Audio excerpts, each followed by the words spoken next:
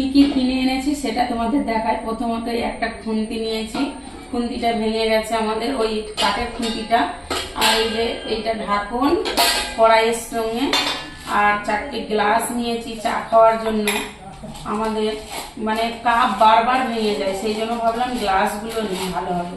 তো কত সুন্দর ছুটি ছুটি গ্লাস, 4টে, এই যে 4টে গ্লাস, কড়াই একটা, আর একটা হাঁড়ি একটা, বড় হাঁড়ি আমাদের লাগবে। পুরো পাড়া খাওয়াবে নাকি? না না, আমরাই তো কজন বলো, 10 জন। তো এই একটা হাঁড়ি কড়া, আর এই যে কিছু বাজার এনেছি, এদিকে আটা, চিনি, অনেক কিছুই আছে।